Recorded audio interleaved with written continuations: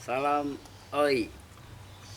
Jumpa kembali di channel kita Podcast Oi. Podcast yang membicarakan tentang organisasi Oi.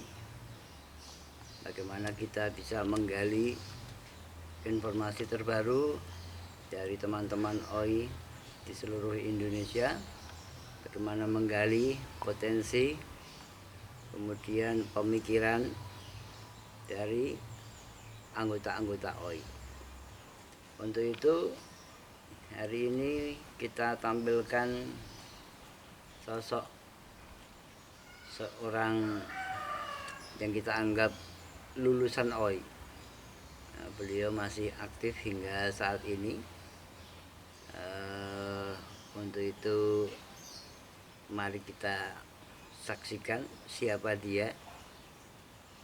Monggo Mas Yudi.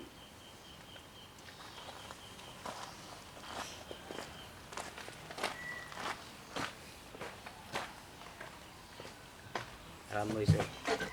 Salam oi. Tos. Ya kabar. Alhamdulillah sehat. Ini udah lama juga nggak silaturahmi ke sini, Mas Yudi. Perjalanannya sampai di mana ini? Lama nggak jumpa, kemana saja? Ya, Aktif di mana sekarang? untuk saat ini saya aktif di kegiatan literasi, Mas. Jadi selain di Rumah Baca Sang Petualang, kebetulan saat ini saya juga dipercaya teman-teman di Wonogiri sebagai ketua Forum Taman Bacaan Masyarakat Kabupaten Wonogiri. Jadi aktif Jadi jenengan yang foundernya Taman Baca Rumah Baca Sang Petualang. Mas Yudi, di episode kali ini kita akan menggali apa yang pengalaman-pengalaman Mas Yudi selama ini, selama di OI, ya, untuk berbagi dengan rekan-rekan semua agar OI semakin maju, semakin solid. Bagaimana memberikan dampak yang positif kepada setiap anggotanya, lingkungannya, masyarakat, dan lain-lain. Mas Yudi, kita mulai dengan pertanyaan, kapan mengenal OI? Saya mengenal OI pertama kali tahun, kalau nggak salah, 99 ya. 99. Iya, 99. Waktu itu saya belum masuk ke OI, hanya beberapa kali mendengarkan di radio. Waktu itu di konservatori, termasuk di RSPD Wonogiri.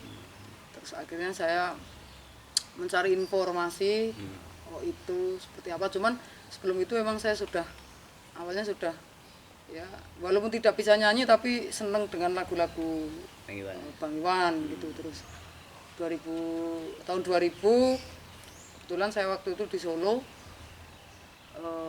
saya mendirikan kelompok itu yang Namanya apa kelompok? namanya OI Kangen. Jadi tahun Kenapa kok namanya OI Kangen? Kenapa? Kok aneh? Mungkin OI Kangen, mungkin nama OI yang paling nyeleneh sendiri di OI gitu ya. Tapi ceritanya waktu itu di kampung kami di Minapadi itu ada perkumpulan anak-anak muda, namanya Perkumpulan Kangen, yang kepanjangannya Kami Nekat Gara-Gara Enak. Oh gitu. Itu toh. Terus begitu saya dan teman-teman, gimana kalau kita bikin OI kelompok gitu. Akhirnya teman-teman ya karena memang teman-teman ini banyak yang senang lagunya Bang Iwan yang pertama, yang kedua juga mereka juga mendengar OI itu, mereka juga ingin bergabung. Akhirnya ya udah kita bentuk kelompok, dan tahun 2000 itu karena komunitas pemuda ini tidak jalan ya, karena teman-teman juga berkecimpung di komunitas Kangen itu, akhirnya kita namakan OI Kangen. Padahal aku kenal itu udah 20 tahun. Iya. Baru tahu nek singkatannya itu ya. Iya, Ya. singkat Kami Nekat Gara-Gara Enak. Oh, Kami Nekat Gara-Gara Enak. Iya. Nah, teman-temanmu sekarang ini mana itu yang OI Kangen itu? Sebutin nih siapa teman-temanmu biar jumpa lagi, siapa tahu. Kalau di OI Kangen kan dulu kebetulan ketuanya saya, terus pengurusnya juga beserta anggota itu teman-teman yang masih pada sekolah, ada yang SMP, SMA, bahkan yang kerja itu waktu itu malah belum ada. Setelah sekarang teman-teman sudah berkeluarga, mereka sudah punya anak dan bekerja gitu, jadi mungkin sekarang agak terfokus di keluarga. Teman-teman mungkin seperti itu, termasuk salah satunya kalau di Winawadi kan Mas Besung Fales itu yang apalagi Mas Besung, ada Mas Andi, Mas Aris, terus Mas Taufik. Ngati ini Ini nggak ada. oh nggak ada. Ini nggak ada. Ya, berarti dulu fans Iwan Fals ini. Iya, Lagunya apa yang paling disenangi? yang ya semuanya seneng sih. Semuanya senang. Semuanya seneng, dan bagi saya semua lagu dari Bang Iwan itu menginspirasi. Dulu sering kumpul nih itu radio konservatori ya, tiap malam minggu ya. Iya, dulu begitu kita gabung dan setiap malam minggu kita dari Winawadi ke radio konservatori, saya masih ingat. Saya biasanya sama teman-teman Besung dan teman-teman itu biasanya nyewa becak. Oh, naik becak ya. Naik becak. Jadi kita nyewa, misalnya becak itu 5.000 kita sewa, nanti patungan, terus goesnya nanti gantian. Seperti itu. Nah, kita ke konser, termasuk ketemu Mas Buku dan teman-teman lain-lainnya. Nah, tahun 2000-an seperti itu. Ikut jambore pertama berarti ikut ya?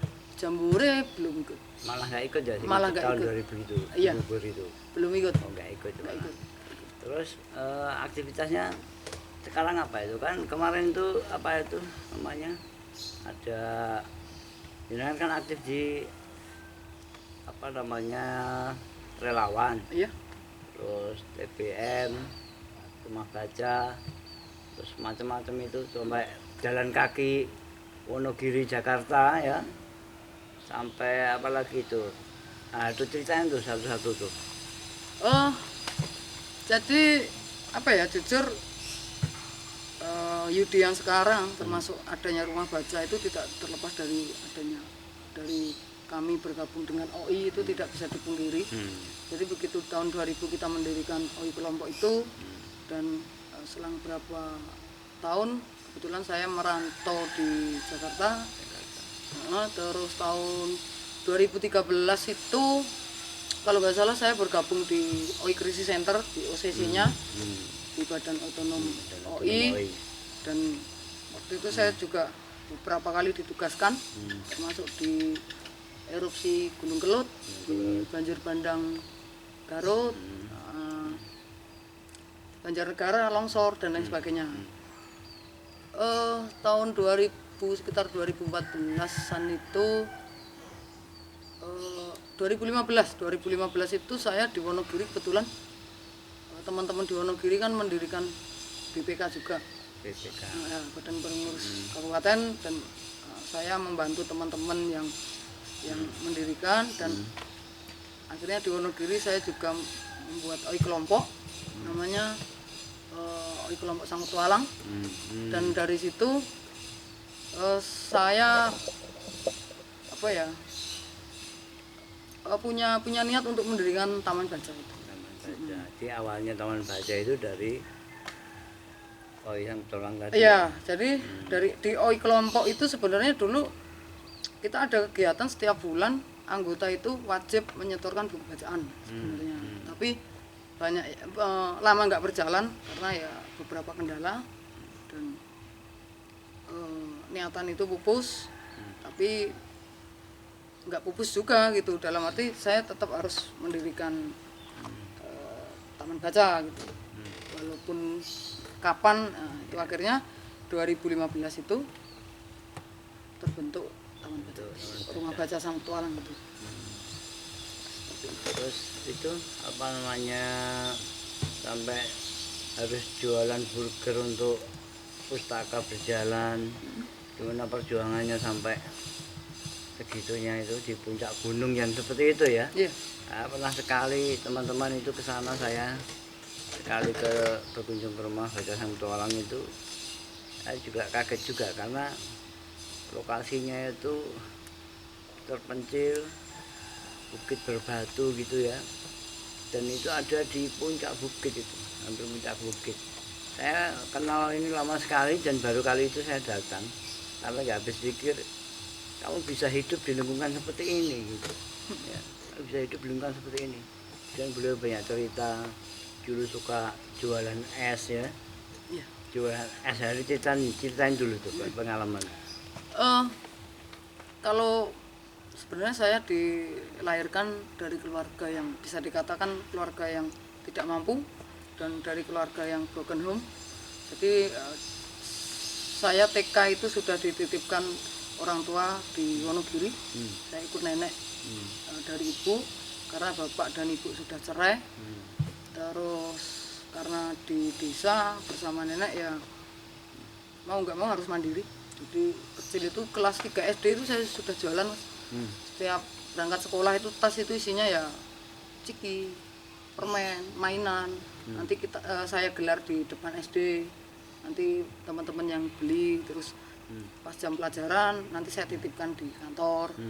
Nanti pulang sekolah gitu sama saya harus jalan kaki 5-6 kilo jualan Sampai ke es. puncak itu ya? Iya, jualan es yang dulu Nickel termos itu pakai ting ting ting seperti itu.